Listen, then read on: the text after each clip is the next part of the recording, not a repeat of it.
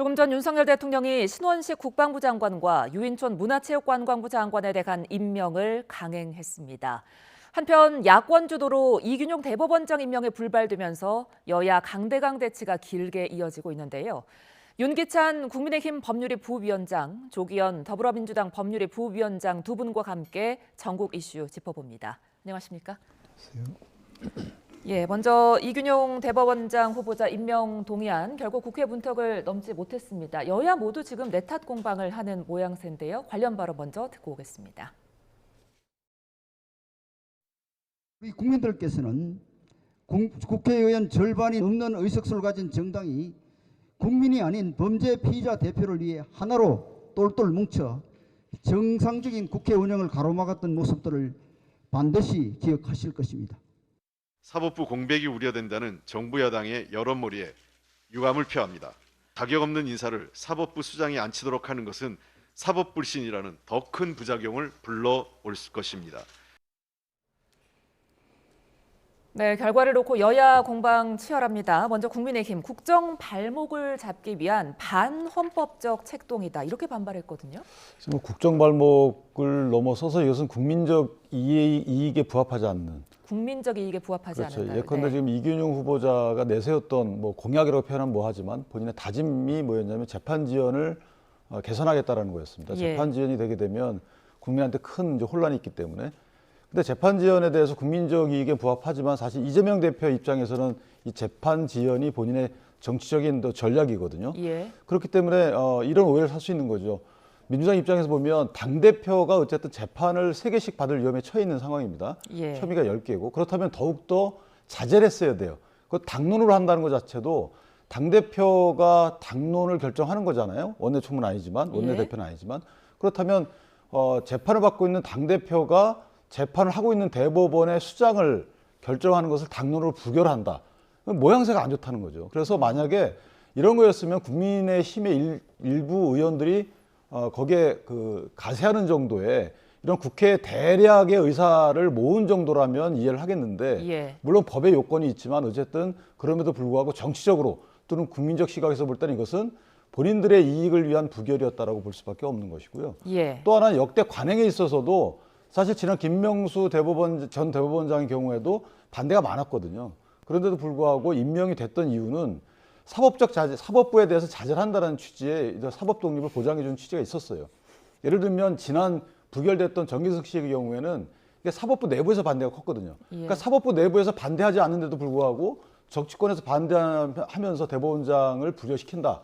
저는 이것은 향후 대법원의 독립, 법원의 독립에 부정적 영향이 클 것이다 이렇게 생각합니다. 예, 지금 이재명 대표의 재판 지연을 위해서 막았다 이렇게 말씀해 주셨거든요. 어떻게 보십니까? 그러니까 현 정부하고 국민의힘은 무슨 사안만 생기면 이재명 대표의 방탄으로 몰고 가는데요. 예.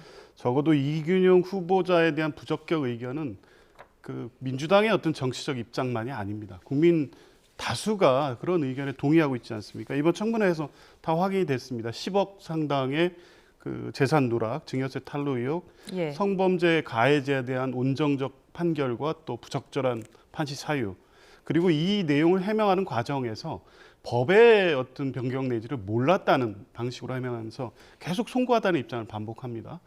과연 국민들이 보셨을 때 이분을 사법부 수장으로 신뢰할 수 있겠느냐는 문제제기가 될 수밖에 없는 상황이었습니다. 예. 적어도 이런 상황이라면 헌법이 대법원장의 국회 임명 동의를 받게 한 취지에 정확하게 부합하기 때문에 임명 동의를 할 수가 없는 대법원장이었습니다. 예. 과거의 대법원장에 대해서도 여러 가지 물론 야당의 문제 제기들을 했었죠. 민주당이 야당일 때도.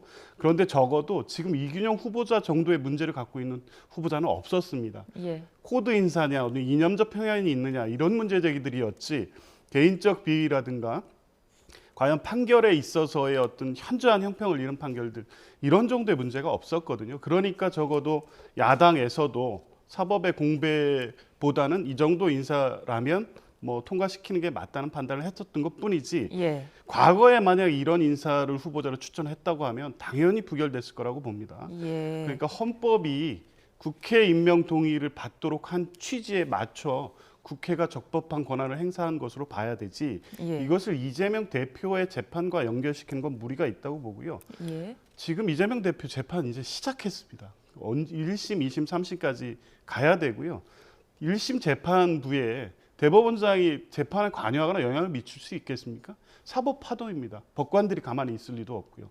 이렇게 가능하지도 않은 시나리오를 상정해서 방탄용으로 대법원장을 부결시켰다는 비판은 맞지도 않고 매우 부적절한 비판이라고 봅니다. 예. 한 가지 좀 반박을 드리면 어쨌든 이제 대법원장은 법관의 인사권을 갖고 있어요. 대법관 회의를 통해서 결정하지만 대법원의 법관들의 인사를 담당하고 있기 때문에 인사 이후에 보직이 정해지는 거라서 약간의 영향이 있다는 생각이 들고 실제 지난 정치적 그 사건에 대해서는 3년 이상이 갑니다. 이 사건 자체가 3년 이상 하고 국회의원의 경우 또는 기초자치단체장의 경우 임기를 거의 다 채워요. 근데 유독 국민의힘 출신 국회의원과 기초자치단체장의 경우에는 그렇게 박하게 합니다. 1년 내에 다 판결이 나요. 그러니까 일단 대비가 된다는 거죠. 그 쟁점이 서로 간에 많이 틀리느냐 그렇지도 않아요. 그런데도 불구하고 차이가 나는 것이고 하물며 이제 국민의 경우에는 더 큰 피해를 입는다는 겁니다. 대법원에서 이 재판받거나 또는 일반 지방법원에 재판받는 이게 늘어나고 있다는 거죠. 이것은 행정과 대법원의 사법행정과 관련이 있어요. 부장판사, 승진제, 법원장의 선거제 이런 것들과 관련이 있기 때문에 그것에 대한 입장에 따라서 국민이 영향을 받는 것이고요. 또 하나는 만약에 정말 이게 국민의 민주당의 진정성이 있었다면 김명수 대법원장에 대해서 탄핵을 추진했어야 돼요. 그러니까 이게 임명동의안과 비슷하게 탄핵도 국회의원이 갖는 권리입니다. 국회가 갖는 권리. 근데 김명수 대법원장의 경우 거짓말했잖아요. 임성근 부장판사에 대해서 본인이 국회의 탄핵 절차 관련 이런 언급을 하지 않았다고 그랬잖아요. 그럼 그때 탄핵 추진했어야죠. 그런 사람 어떻게 대법원장을 그대로 뒀습니까? 근데 탄핵 추진 않고 오히려 본인이 안 했다고 거짓말했잖아요. 근데 임성근 부장판사가 녹취록에 나왔으니 망정이지 아니었으면 이런 진실이 드러나지도 않았을 거고 그 당시에 국회에서 이런 논의가 있기 때문에 본인은 사직을 수리할 수 없다. 정치적 고려를 할 수밖에 없다라는 정치적 고려에 대한 입장까지 표명했어요. 대법원의 수장이란 분이. 그런데도 불구하고 여기에 대해서는 그 다수의 의석수를 갖고 있는 민주당이 아무런 조치를 안 했거든요. 그렇다면 이것은 뭔가 다른 목적이 있는 것이고 그야말로 사법부의 독립을 위해서 민주당이 진정성 있는 행동을 한 것은 아니다라고 오해를 받을 만한 것이죠. 예, 지금 윤 위원장님은 계속 정치적인 판단이었다라고 말씀해 주시고 있는데요. 그렇지만 지금 이 후보자 본인도 재산신고 누락이라든지 여러 의혹에 대해서 조금 인정한 부분도 있지 않습니까? 그러니까 이제 제가 말씀드리는 것은 사법부 수장을 할 때 이게 일정 부분 자격자들 내에서 뽑거든요. 예. 대통령이 그렇게 추천을 합니다. 그렇기 때문에 신상 문제로 낙마를 시킨 예가 없어요. 그러면은 이 정도의 어떻게 보면 뭐 제가 드린 논란거리는 말씀 뭐냐면 재산신고 누락 본인이 시인했잖아요. 이게 예. 뭐냐면 재산신고라는 게 주식의 경우에는 3천만 원 이상을 신고하게끔 돼 있습니다. 근데 보통 액면가로 이게 계산을 해요. 그러다 보니까 근데 어느 일정 시점 이후에는 액면가가 아니고 시장 교환가 또는 다른 감정평가제 가격을 통해서 3천만 원이 넘게 되면 신고를 해야 되는데 본인이 얘기를 했어요. 자기가 착각했다, 실수했다. 거기에 대한 국민적 평가는 그건 받는 것이고요. 이전에 김명수 대법원장의 경우에도 다운 계약서 문제 나왔잖아요. 병역 면제 문제 나왔잖아요. 이런 신상 문제가 많이 불거지고 그때 국민의힘 자유한국당인가요? 반대했습니다. 그렇지만 여러 가지 이유로 국민의당이 협조하는 바람에 통과가 됐단 말이에요. 이런 식으로 신상 문제가 제기됐고 이것이 국민의 눈높이에 맞는지 여부는 공격의 포인트는 낼지언정 이것 때문에 대법원장 수장이 낙마한 적은 없단 말이죠. 예, 조 위원장님 어떻게 들으셨습니까? 이게 공직자윤리법에 보면요, 그 처분 기준에 의하면 재산 누락 같은 경우 10억이면 예. 과태료 부과 대상이기도 하고요, 해임 처분 요구를 하게 돼 있습니다. 그리고 지금 이번 청문회에서 이균용 후보자가 해명하는 내용을 보면 고의 내지 중과실에 의해서 누락했을 가능성이 큽니다. 중대한 사안입니다. 이게 예. 간단한 신상 정도의 문제가 아니고요. 더군다나 사법부 수장입니다. 과연 이균용 대법원장이 재임하는 6년 동안에 공직자윤리법의 위반사항이 이렇게 올라오면 그 판결 국민들이 신뢰할 수 있을까요? 그리고 국회든 우리나라 하여간 모든 공직자들이 재산 신고를 하게 돼 있고 3천만 원 이상을 누락한 경우에는 뭐 과태료부터 해서 여러 가지 이제 조치를 요구받고 있는데 그에 따라서 불복하는 소송도 계속 제기되고 있습니다. 예. 이게 대법원까지 갔을 때 이균용 대법원장이 있는 대법원에서 판결하는 거 신뢰할 수 있겠습니까? 굉장히 중요한 문제였고요. 그 외에도 증여세 문제라든가 이런 부분은 다른 뭐 장관 후보자도 문제가 될 소지가 충분한데 사법부의 수장이기 때문에 6년간의 사법부에 대한 신뢰 문제 때문에 부결 안 하면 안 되는 거죠. 예. 제가 한 가지만 보충해서 말씀드리면 이 공직자 재산을 신고하게끔 하는 것은 이해충돌 방지하기 위한 거잖아요. 증거 투명성을 확보하기 위한 겁니다. 예를 들어서 만약에 그 부분이 중과실로 평가되려면 의도적으로 고의로 평가되려면 동기가 있어야 돼요. 저것을 신고 안 할 만한 동기가 있어야 되는데 그럴 만한 동기가 없어요. 예를 들면 대법관이나 고등법원 부장판사 시절에 본인이 맡고 있는 재판 대상 중에 삼성이 있었다. 뭐 특정 기업이 있다. 그 기업의 주식을 갖고 있다. 내가 아니고 배우자나 자식이 갖고 있다. 근데 이것을 누락했다. 이런 문제가 있는 것이죠. 그런데 저것은 비상장 주식이면서 본인의 가족들 주식인 것 같더라고요. 그렇기 때문에 이것을 본인의 업무 집행과 관련이 없는 주식이기 때문에 이것을 누락할 만한 동기가 없어요. 그래서 저는 실수라는 저번에 이균용 전 후보자의 그 해명에 진정성이 있다는 거죠. 예, 이 부분에 대한 평가는 이제 시민들에게 넘어간 것 같습니다. 지금 어쨌거나 부결된 이후에 대법원장 후보자를 다시 지명해야 되는 윤 대통령도 그리고 부결시킨 민주당도 부담이 좀 커질 것 같은데 어떻습니까? 글쎄요, 이제 그런 고민이 있었죠. 그래서 당론 채택으로 하느냐 아니면 자유투표를 할 거냐에 대한 의원 측의 논의도 있었고요. 예. 그런데 당론 부결이 뭐 압도적 다수 의견이었습니다. 그것은 6년 동안의 사법 불신을 민주당이 막지 못하면 단기간의 어떤 공백 문제라고 해서 그것을 위해서 6년의 사법 불신을 초래하는 선택을 할 수는 없다는 거였습니다. 그리고 이게 이제 부담이라는 게 결국엔 대통령실의 후속 인사 절차로 빨리 처리될 수 있거든요. 지금 이미 뭐 후속 대법원장 인선에 착수한 걸로 알려져 있고요. 과정에서 이미 검증된 대법관 출신 인사들을 대상으로 검증을 하면 청문회 그 일정이라든가 통과도 무난하게 될 수 있는 소지도 다분합니다. 그런데 이균용 후보자 같은 경우에는 대통령과의 관계 문제가 또 걸려 있었습니다. 이런 어떤 시비를 차단하고 인사 검증 절차에서 신속하게 처리될 수 있도록 대통령과 법무부 장관이 인사 검증차를 진행하면 지금 우려하는 사법 공백 정도의 문제가 발생하지 않을 거고요. 특히 예. 이 권한 대행을 통해서 뭐 대법관 회의라든가 전원 합의체 이 판결도 할 수 있기 때문에요. 사법 공백이라는 게 이게 정치적으로 이런 우려를 통해서 민주당의 어떤 부결에 대한 비판을 소재로 삼고는 있지만 실제 국민들이 걱정하시는 만큼의 사법 공백 우려나 국민 피해가 발생할 것으로 보지는 않습니다. 예. 근데 저는 약간 이제 우려되는 부분이 이게 사법 공백이라는 게 두 가지 측면인데 하나는 이제 재판 공백입니다.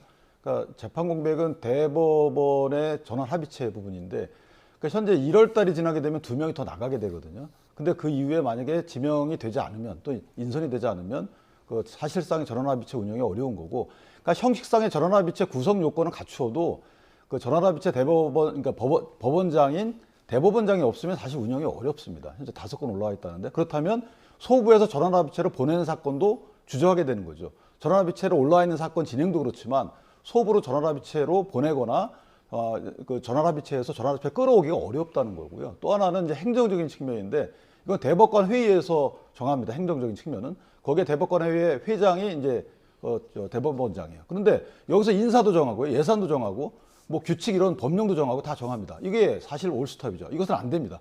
이건 대행 권한 체제로 가기가 어려운 상황이기 때문에 또 하나 인사가 안 되게 되면 2월 달에 있던 이런 인사 그 각급 법원장 등에 대한 수석부장판사 재판을 배당하는 이런 분들에 대한 인사 늦어지게 돼서 이런 것들이 온전히 국민께 가지 않나라는 우려는 있죠. 예, 이번에는 청문회 이야기 좀 해보겠습니다. 인사를 둘러싼 지금 대치가 이뿐만이 아닌데요. 지금 조금 전에 신원식 국방장관, 유인촌 문화부 장관 임명한 윤 대통령이 재가를 했다고 하거든요.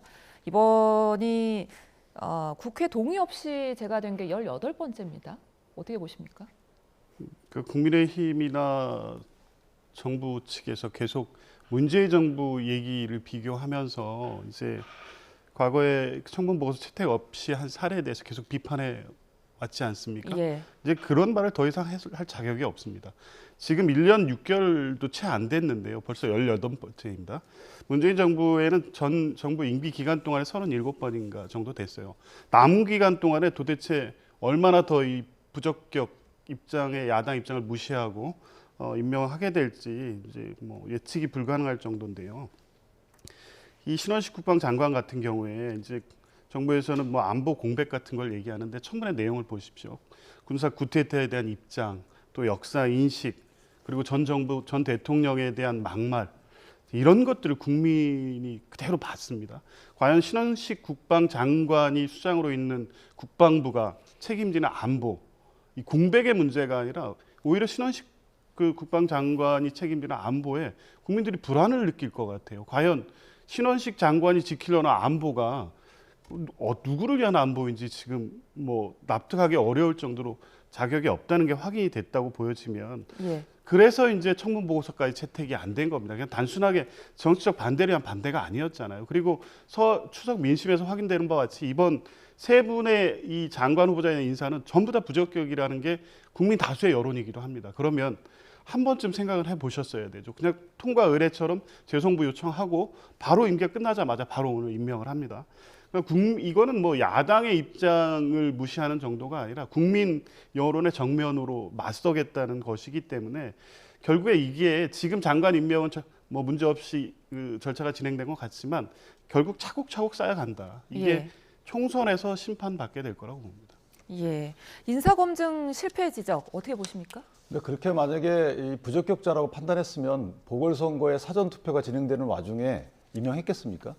그러니까 국민적 눈높이에 맞지 않다고 했으면 임명 절차를 늦춰졌겠죠. 10일 이내에 재송부 요청이기 때문에 얼마든지 6일, 7일 이후에 임명할 수도 있는 거예요. 그만큼 이 사람은 적당하다라고 대통령이 생각을 하는 거고, 인사권자인.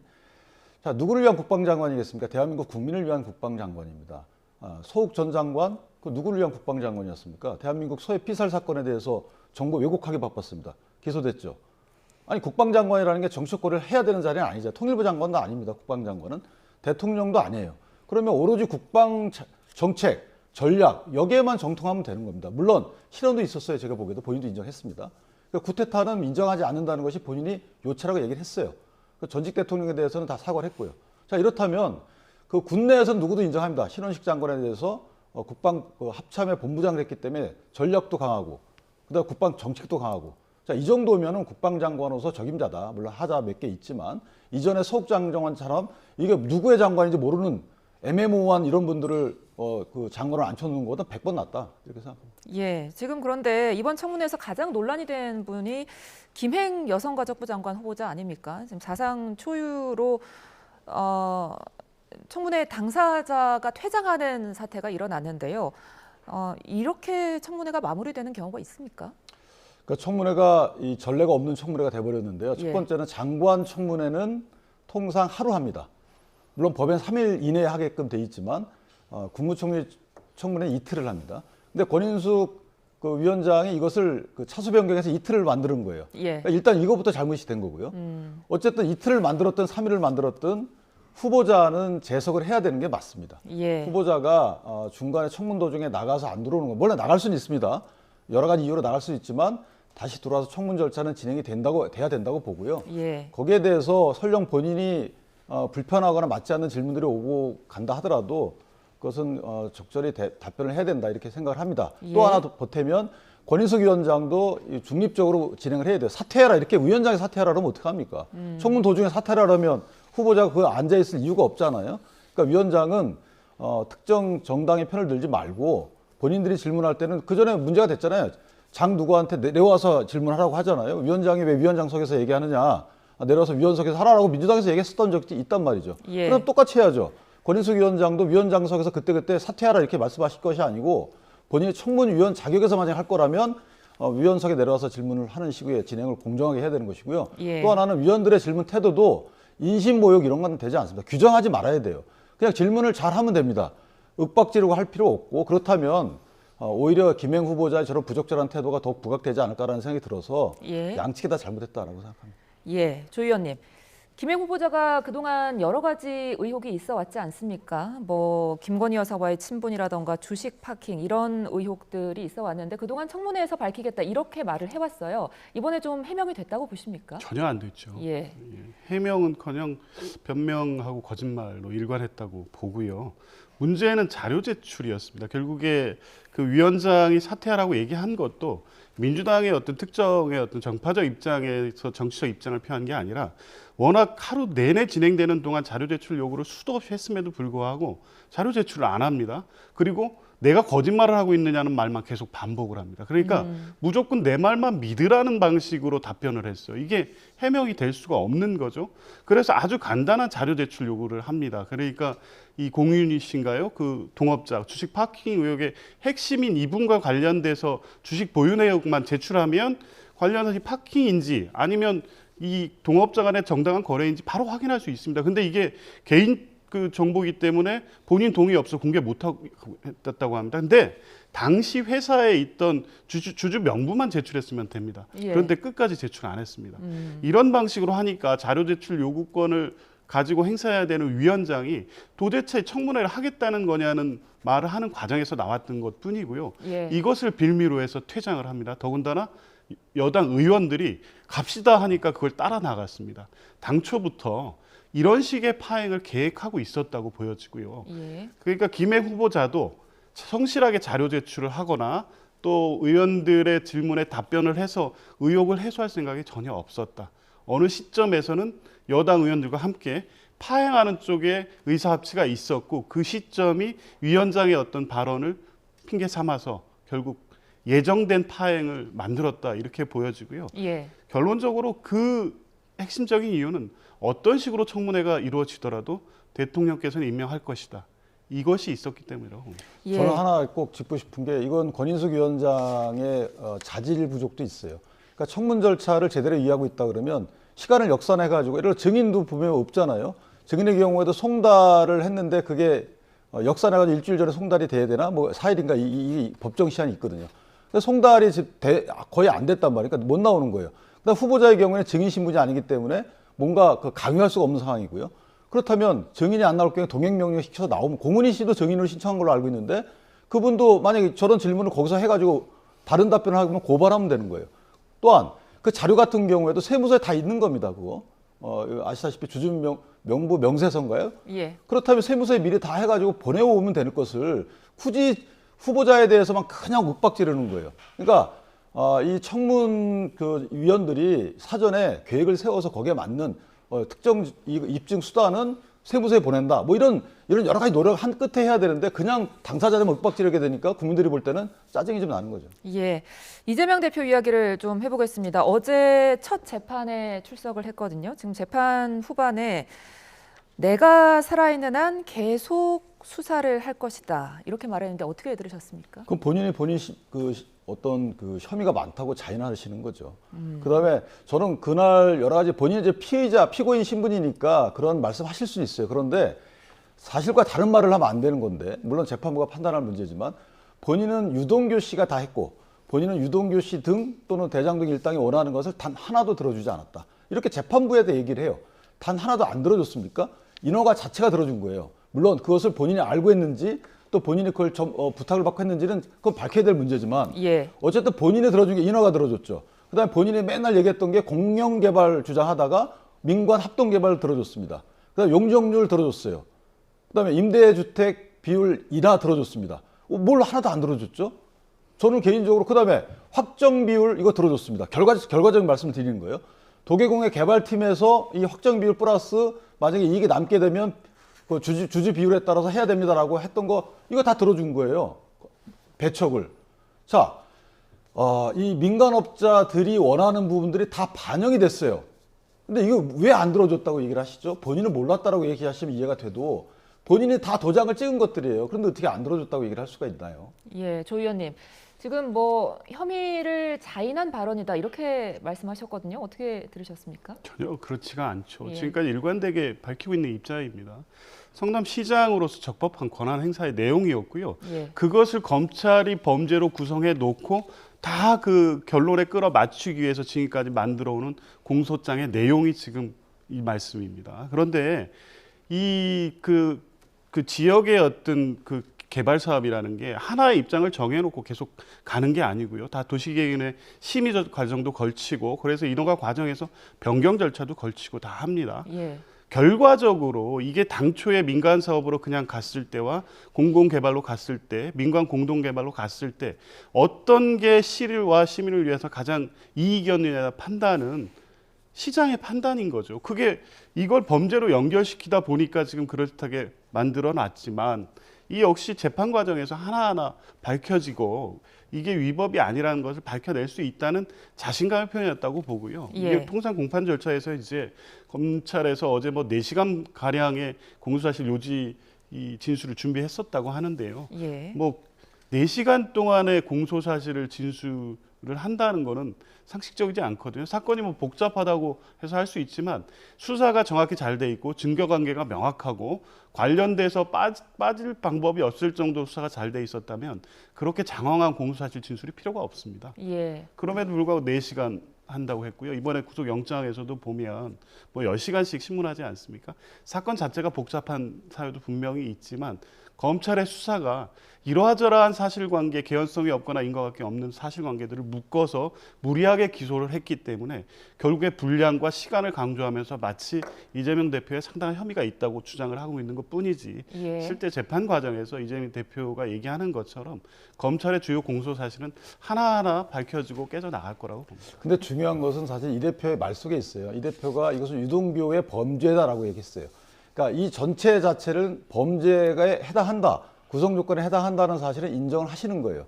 근데 본인은 가담하지 않았다는 것이거든요. 예. 자, 배임은 인정한다는 거죠. 이게 왜 배임이 인정될 수밖에 없느냐라면 그냥 일반적인 어떤 행정행위가 결합된 것이 아니고 모든 공개 경쟁에서 업체를 선정하는 것인데 그런 정보들이 다 나가요. 그래서 이해충돌방지법이 적용이 돼 있거든요. 그러니까 본인도 이것을 인정하지 않을 수가 없는 거죠. 그러나 내가 거기에 개입하지 않았다. 근데 결재권자는 다 본인이에요. 자, 이걸 어떻게 설명하실지 앞으로 그것이 재판의 관건이다라고 생각합니다. 예, 어제 법정에서 조금 뭐라고 표현해야 될까요? 드라마틱한 장면이 보였거든요. 최측근 정진상 전 실장과 이 대표가 포옹을 했습니다. 이 대표가 직접 안아보고 싶다 이렇게 요청을 했다는데 어떻게 보셨습니까, 조 의원님? 이거 정진상 씨의 보석 조건에 접촉 금지의 내용이 있고요. 지난번에 아마 정진상 씨 재판에서 이 부분에 검찰이 문제 제기를 했었던 것 같습니다. 참고인이라든가 뭐 특히 이재명 대표를 적시하지는 않았지만 대표와 이렇게 만나는 게 아니냐는 의문을 제기하면서 이 부분에 대한 조사를 해봐야겠다고 검찰이 밝혔습니다. 그러니까 재판장은 굳이 그럴 필요가 있느냐. 결국에 보석 조건을 위반하면 본인이 불이익을 받으니까 조사나 수사 필요가 없다고 해서 이제 그렇게 해서 이제 마무리됐던 사안인데 어쨌든 정진상 씨하고 이재명 대표는 철저하게 접촉이 차단되고 있는 거고 실제 이런 부분에 있어서 증거인멸 우려나 이런 것 때문에라도 실제 만날 수도 없는 상황이었던 것 같습니다. 예. 그러니까 결국에 이제 법원에서 허가를 얻을 수밖에 없었고요.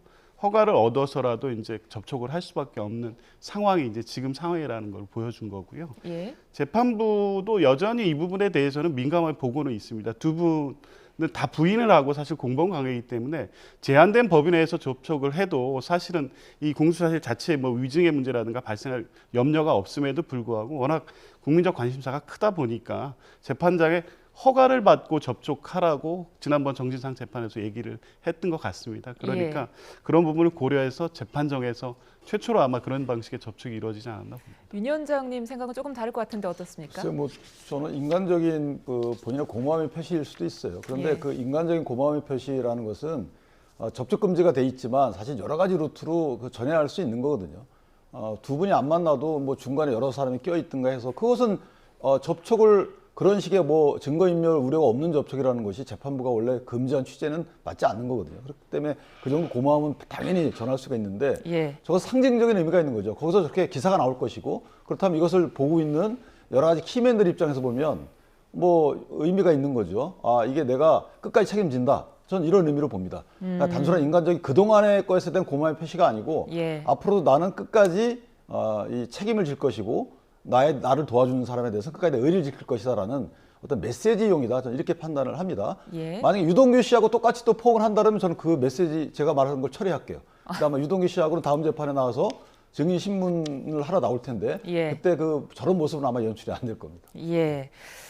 끝으로 강서구청장 재보궐선거 이야기를 좀 해보죠. 구청장 선거가 이렇게나 주목받았을 때가 있었나 싶습니다. 지금 뭐 거의 대선을 방불케 한다 이런 말까지 나오고 있는데요. 양당 전략 어떻게 보십니까?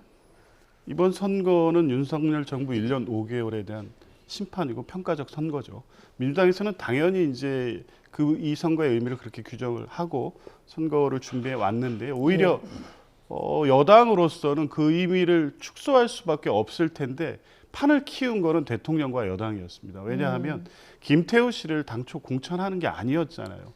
헌정사상 유례 없이 해당 지역구에서 유죄 판결이 확정된 3개월 만에 사면 복권을 해서 그 지역에 다시 출마를 시켰습니다.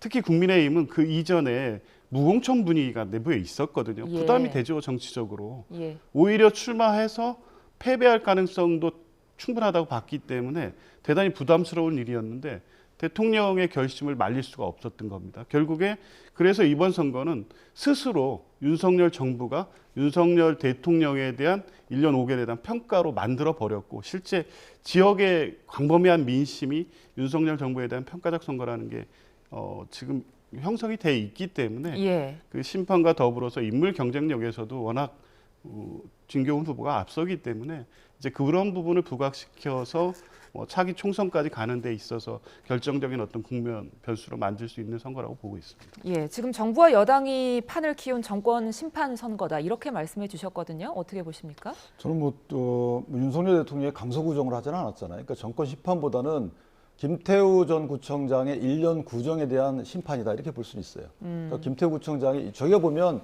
상당히 낙후된 지역인데 이전에 인물적 충성도가 강합니다. 그러니까 유영 전 구청장의 경우는 2번을 했어요.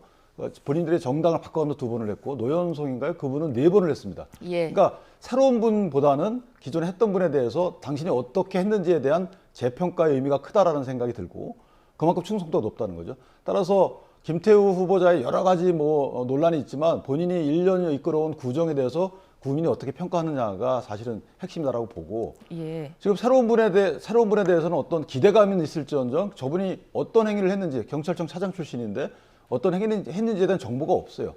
또 하나는 이전에 그 김태우 후보가 당선될 당시에 민주당 후보도 선거법 위반으로 지금 당선 무효형을 선고받고 1심 재판 1심이 끝났습니다. 다시 말씀드리면 김태우 후보가 아니라 하더라도 민주당 후보가 당선됐다 하더라도 또 재선거를 치러야 되는 상황이었던 거죠. 따라서 그런 요소는 당락의 결정적인 요소가 아닌 것이고 결국 해당 지역에 어떤 발전을 가져올 것인지 또는 김태우 후보가 어떻게 해왔는지에 대한 심판적 성격이 강하다.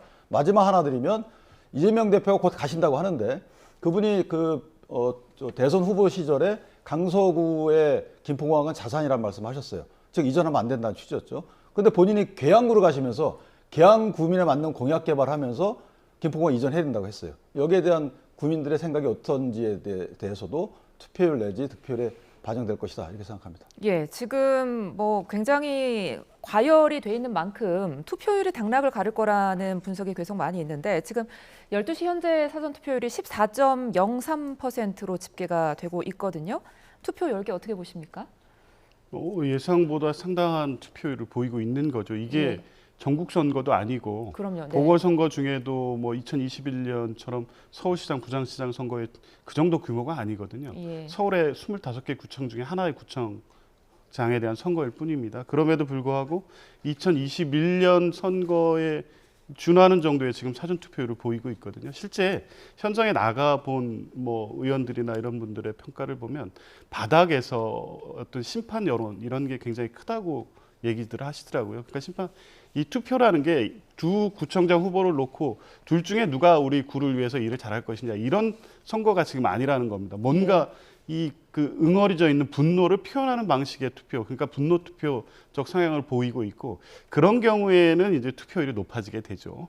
그래서 아마 그게 지금 투표율에 반영되고 있는 것으로 보여지고요. 지난 지방선거 수준은 아니더라도 2021년 정도의 분위기가 형성이 되고 있어서 그때 서울시장 선거가 아마 한 50% 후반대 투표율이었는데요. 그 정도에 미치지는 못하겠지만 예. 통상의 재보궐선거 투표율보다는 상당히 높을 것이고요. 투표율이 높으면 아무래도 민주당에 좀 유리하지 않을까 그렇게 보고 있습니다. 근데 사실은 이제 정권 심판의 의미가 있다 하더라도 그 정권의 심판의 주체가 민주당이다. 여기에 동의 못하는 분이 많아요. 다시 말씀드리면 제3당으로 표심이 어느 정도 더 예상보다 많이 빠져나갈 수 있는 거고. 그러니까 저도 개인적으로 투표율이 높게 되면 저는 국민의 힘이 더 유리하다고 봅니다. 표가 분산되면서 오히려 양당의 적극 지지층이 퍼센테이지, 그러니까 농도가 약해지는 거죠. 그렇기 때문에 투표율이 높아지면 오히려 국민의힘이 상대적으로 보다 더 선전하지 않을까 이렇게 생각합니다. 예, 끝으로 마지막 질문 드리겠습니다. 지금 미니 총선이다, 총선 풍향계다 이런 말이 나오고 있는 상황입니다. 총선 결과에 따라서 여야 지도부 타격 불가피할 것으로 보이는데요. 어떻게 보고 계십니까? 저는 일단 아전인수격으로 해석을 한다 그러면 이재명 대표가 만약에 여기서 패한다면 상당한 타격을 입죠. 앞서 있다는 중평이 났고 민주당 자체도 자체 여론조사를 운운하시면서 상당히 앞서 있다는 말씀하셨거든요. 그런데 이재명 대표가 만약에 이 사법 리스크가 있는 상황에서 영장 지각이니 발부니 이런 계속 운운하다가 만약에 지게 되면 책임론이 불거지지 않을까라는 생각이 더 큽니다. 상대적으로도. 예, 어느 당이든 총선을 앞두고 비대위 구성까지 갈 수도 있다고 보십니까? 선거 결과에 따라 그렇게 될 수는 있는데요. 저는 예. 민주당은 그 가능성은 높지는 않고 네. 국민의힘은 좀 걱정이 됩니다. 네. 김기현 후보가 선거 중반을 거치면서 이 선거의 의미 자체를 좀 축소하기도 하고 다소 좀 미온적인 대응을 하는 것으로 보여지고요. 예. 반면에 안철수 의원이 좀 안쓰러울 정도로 열심히 하시더라고요. 지도부는 이미 손절하기 시작한 게 아닌가 싶고 결국에 그 책임론 때문에 국민의힘 지도부의 입장이 그렇게 애매모호하게 가고 있는데 예. 결과에 따른 책임론이 더 세게 들릴 수밖에 없는 것은 국민의힘이라고 봅니다. 예, 알겠습니다. 한 주간의 전국 이슈 윤기찬 국민의힘 법률위 부위원장, 조기현 더불어민주당 법률위 부위원장 두 분과 함께 짚어봤습니다. 오늘 말씀 고맙습니다.